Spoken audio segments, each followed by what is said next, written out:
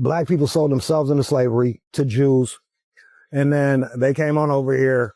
Allegedly, there was a war over it, but it wasn't. But they got freed by white people killing each other. Like, was you going to free yourself? Like, no one freed you. You didn't free yourself. So, like, motherfucking white people died for this shit.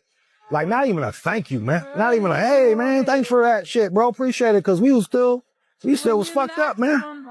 Bruh, the net drain, like, do the math. Do you think a net positive or a net negative? Year after fucking year after year.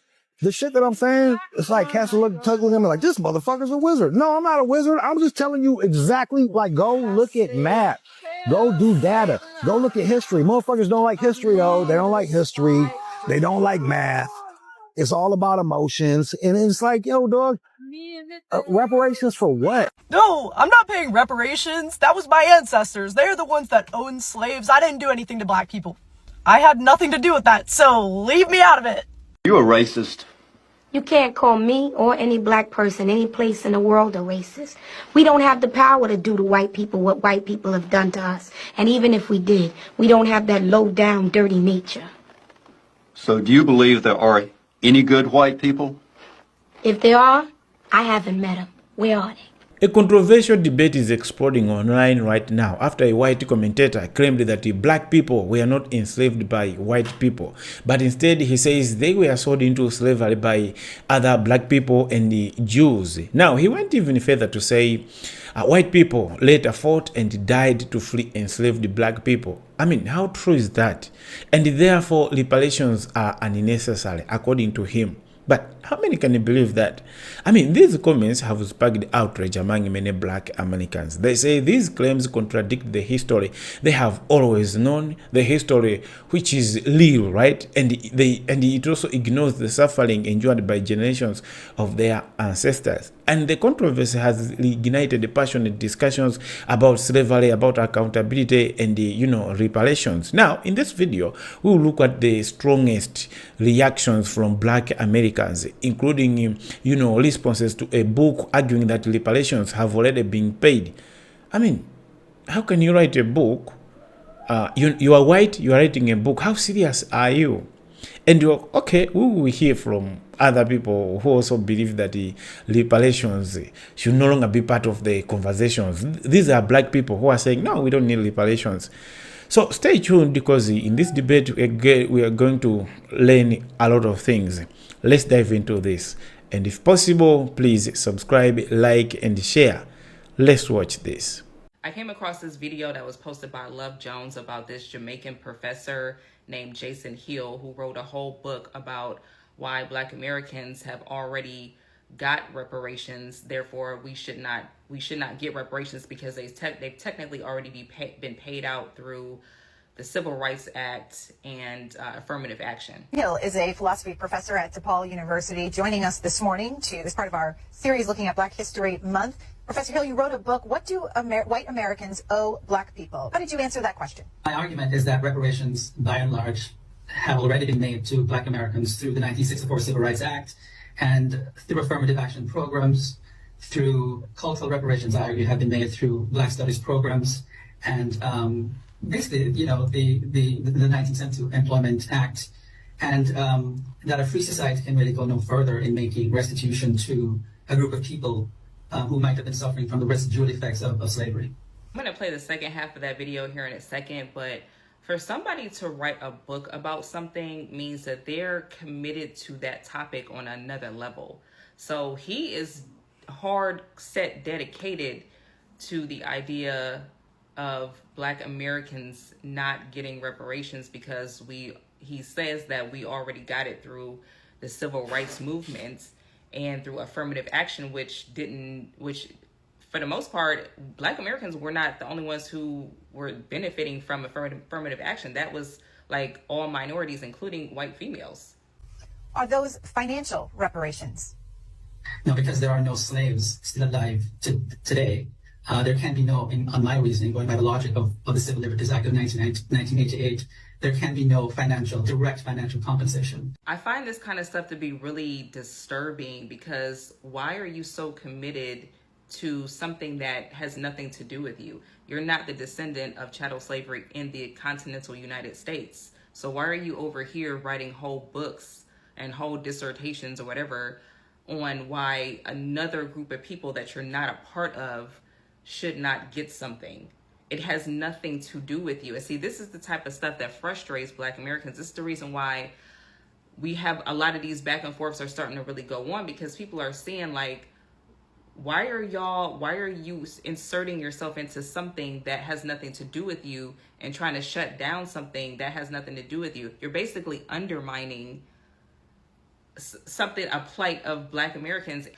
I think that people are terrified of Black Americans having some sort of economic power or growth. I really think that that's what it is, because there's just nothing else could make sense. There isn't any other reason. There must be a fear of Black Americans getting some sort of financial compensation or having access to capital that we've never had access to, or having some type of economic power that we've never really had.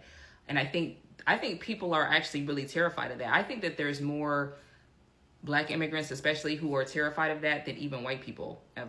Just from what I'm seeing. Like, people will call us divisive and call us coons for working for ICE, but they do stuff like write books on why we don't deserve reparations. So is this not coonery? I would love to hear from somebody who's like Jamaican or Caribbean or even African. Is this not coonery? Is this not divisive? Is this not undermining? What do y'all think about that? Or y'all just ain't got nothing to say because when it comes to somebody doing something against us, it really don't matter? Black America, they want to bring slavery back. I just was listening to a Christian nationalist on a podcast who was saying that slavery is not inherently evil. It is biblical, and that Christians need to defend slavery. They want us as slaves again. What are we going to do? Technically we still have slavery in the prison system. So I don't know if they're just going to amp that up, right? Come up with more ways to lock people up, to make them slaves. In the prison system, right? We see the criminalizing of homelessness, for example. Or I don't know if they're trying to go old-fashioned plantation. Just 50, 60, 100 of us working a field. I'm a little scared, I'm not going to lie. Let me know how you feel. I feel like I would just want to be unalived. I would just be like, just unalive me. It's like, no. I can't and I won't. But again, who knows what I would do if my situation was dire. Maybe I would end up just feeling defeated and accept being a slave again. Let me know what you think. This is just a wild thought I'm thinking. Bye. You have to understand, United States could never vote for reparations or vote on slavery being an horrific crime against humanity, right? You know why? It's not simply because of the slavery, right? They had to address that they rewrote history. The United States would have to address that they rewrote history. The United States did something that many countries did not do. They wiped away the lineage of people. This is what people don't understand. And you may say, well, how big of a difference is that? It's a big difference. When you classify everybody as Negro simply because they're brown skin or dark skin, yeah, it's a big difference. The difference with these other countries is that they know the lineage of their families. When you come to the United States, you are now a Negro. They strip people of their land. They eminent domain people out of generational wealth. They burn down the census building. You don't even know what your family is classified as. You may be supposed to receive benefits related to natives, but you really don't know this because you're considered a Negro. They kidnap people related to African royalty and put them into slavery. This is history. Documentation, look it up. There are Black Americans that are related to Egyptian royalty. Look it up. And you may say, well, how is that possible? Because they rewrote history. They had to create a narcissistic narrative to support racism in America. Because racism is ridiculous. Half the country would probably collapse because racist people couldn't handle it. Everything would go into anarchy. This is why people believed Columbus discovered the United States when he wasn't even here, and there were already natives here at that. Black people are owed reparations in this country, but here are 3 reasons why we need to leave that argument alone. My name is Brother Legend, and I'm here to raise your consciousness. Reason number 1 is because you cannot demand respect from anyone that you are asking to give you money.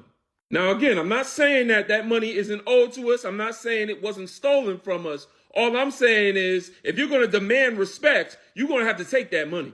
And if those people were sincere about repairing the relationship and wanted to respect you, you wouldn't have to ask in the first place. Number 2 is no amount of money, land, or tax exemption is going to fix the damage done by the greatest inhumane acts ever done in mankind's history. At this point, I'm convinced they're ready to give y'all money just to shut up about it. Just like they gave us Obama. Y'all think 40 acres and a mule is going to make racism go away? And number 3 is the greatest weakness of Africans that caused us to be so susceptible to colonization and slavery in the first place is the fact that we don't unite. The one thing we have to do to fix all of this damage is just come together and unite with our brothers and sisters in the continent and elsewhere across the globe. Africa is the most resource-rich continent on the planet by far. If an African revolution forced colonizers out and gave Africans sovereignty over their own land and resources, they would be able to create their own economy. An African dollar backed by African resources would be the most stable, high-priced dollar on earth. Instead of turning to someone else to help us, African resources could come into our neighborhoods in the form of banks, institutions like hospitals, schools, and so on, just like other communities do.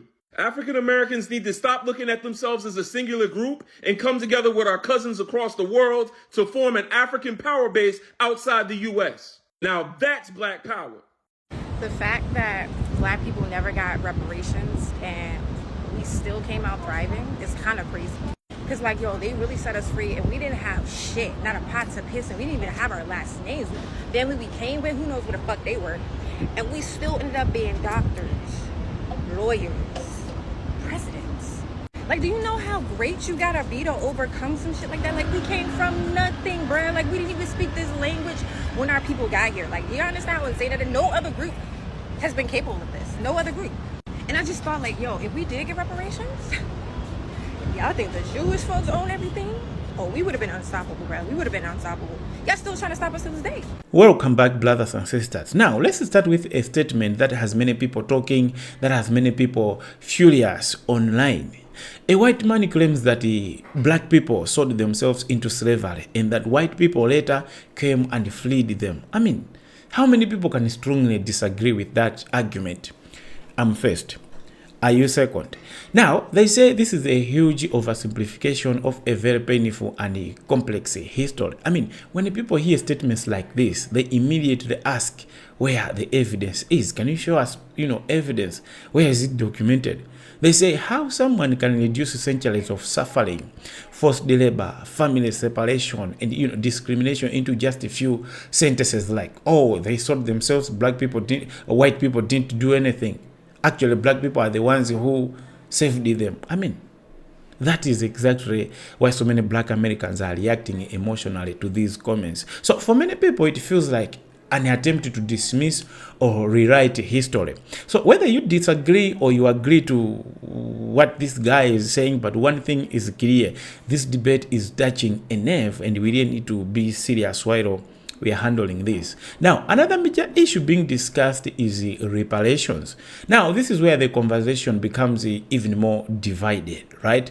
Some black Americans argue that reparations are still necessary. They believe that the effects of slavery, discrimination did not simply, just disappear. Okay, they point to wealth gaps, lost opportunities, and generations of families who were denied access to resources. So, from their perspective, reparations are about addressing historical harm, but others see things differently. They see it through other lenses, through another perspective. They argue that society has already made significant changes through civil rights legislation, expanded opportunities and other reforms. They believe that the focus should be on building economic power with the present rather than seeking compensation for the past. So even with the black community, there is no single opinion. There are passionate arguments on both sides, and that is what makes this conversation a little bit fascinating and, at the same time, So interesting to look into. Now, one reaction that caught a lot of attention came from a person discussing, a book that argues reparations have effectively already been addressed through past policies and the programs in the United States. The reaction was not just disagreement; it was frustration. It's so frustrating to hear somebody who was serious to write a book about you. I mean, how? So the question was simple.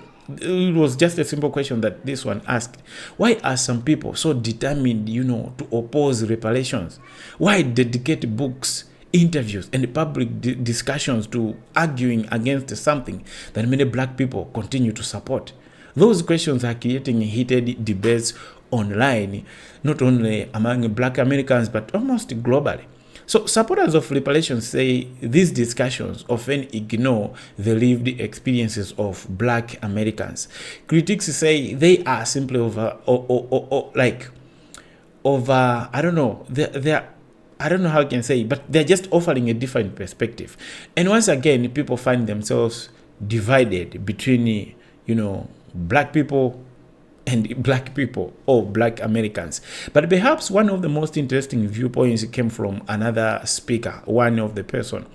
Instead of focusing on what black people have not received, this person focused on what black people have achieved. And honestly, that is the message which resonates with a lot of people. The argument was not that black people don't need reparations at all. No, but the argument was despite slavery, segregation, despite, discrimination and all sorts of, insults that black people have received, countless obstacles, black people have continued to flourish, to rise above, to be example, to influence America and even globally. Okay, now think about that for like a moment. Generations faced the enormous barriers, yet black Americans became, doctors.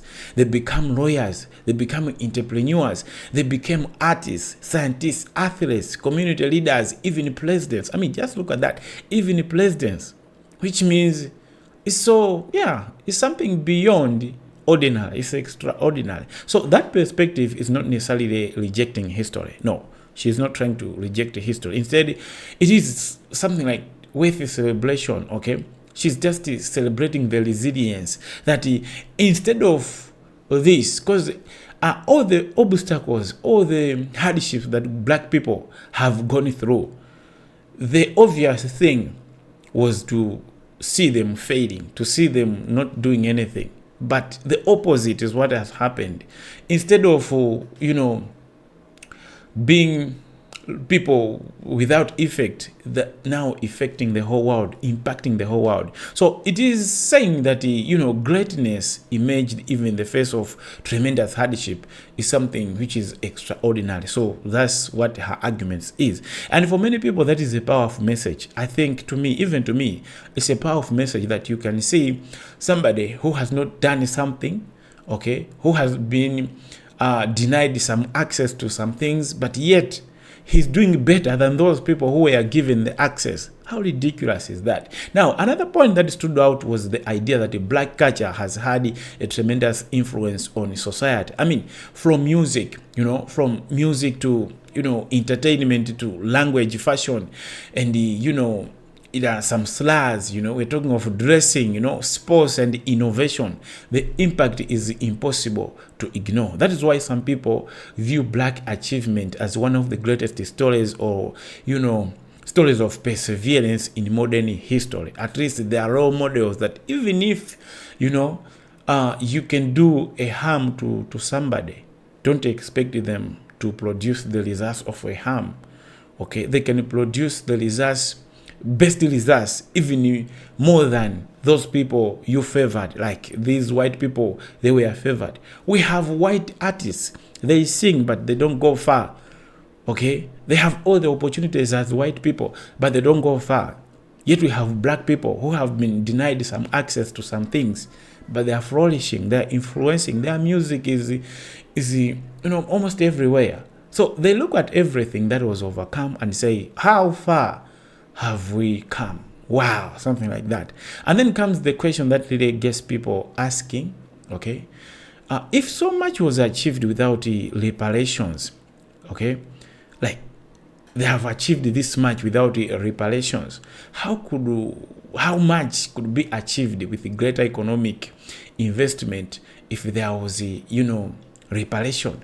Okay, how much then? Okay, what could be achieved with greater economic investment and opportunity if there was reparations? I hope you get what I mean. So for some people, that question strengthens the argument for reparations. For others, it strengthens the argument for self-determination and economic independence. But either way, it sparks some sort of debate, some sort of conversation. Which side are you? And perhaps that is the biggest takeaway from all this. These debates are not going to be end soon. I don't think they're going to end soon, because almost every day people are having different views. Now look at it. Somebody has written a book. I mean, just look at that. How can you write a book about black people, yet you don't know how those people have gone through? You've not even asked their consent. So these debates are not going away anytime soon. People are still wrestling with questions about history, about justice, about responsibility, about opportunity, about identity, about who gets what access and who doesn't. Okay, who gets what opportunities and who doesn't, who gets included in government policies and who is not.